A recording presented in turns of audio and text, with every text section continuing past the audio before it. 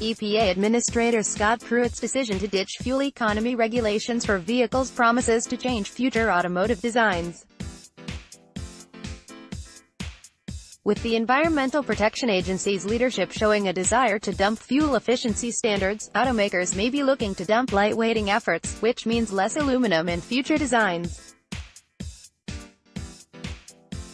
The Environmental Protection Agency's decision in April to re-evaluate emission standards for lightweight vehicles for model years 2022 to 2025 sets up a battle at the agency between auto manufacturers that want greenhouse gas emission standards lowered and aluminum and steel fabricators that want the standards set by the Barack Obama administration to stay in force.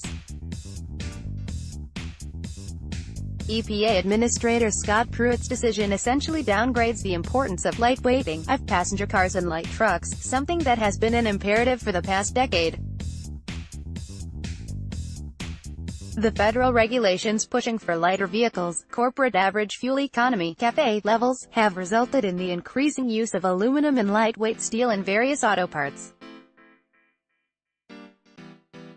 In theory, lighter vehicles across a manufacturer's product lineup translate into higher fuel efficiency and fewer carbon emissions.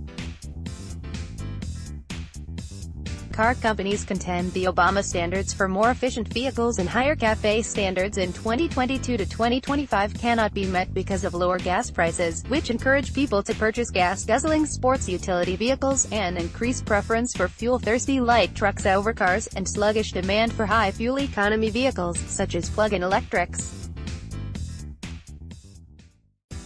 Pruitt agreed and announced in April that the EPA and National Highway Traffic Safety Administration will develop a notice and comment rulemaking to set more appropriate greenhouse gas (GHG) emission and CAFE standards.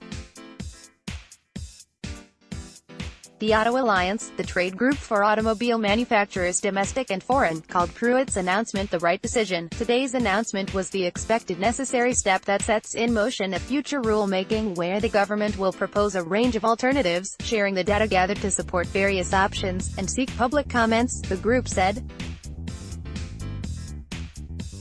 The Aluminum Association had spent much of 2017 trying to convince the Trump administration that progress in lightweighting of vehicles made the Obama-set 2022 to 2025 standards still feasible. Asked whether his group agreed with Pruitt's April 2018 decision, Matt Meenan, the Aluminum Association's spokesman, said, "We don't take a position on specific fuel economy targets. But we do say that in an environment of increased consumer and regulatory demands for better fuel economy in cars and trucks, aluminum can help OEMs make more efficient, better performing, and safer cars and trucks. Automakers have actively incorporated more aluminum in their models. For example, Hyundai's 2017 Ioniq's use of aluminum in the hood and tailgate reduced weight by 27 pounds. when compared to a design that might have relied on conventional steel.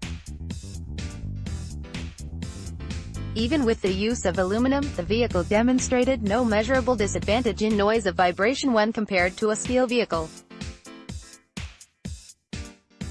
Jim Traynor, a Hyundai spokesman, declined to comment on whether loosening the 2022 to 2025 CAFE standards would slow his company's drive to lightweight its vehicles. Metal fabricators favor end-to-clean powerplane. A number of metal fabrication sector trade groups have weighed in favor of the EPA ditching the Clean Power Plan (CPP) announced in 2015 by the Obama administration.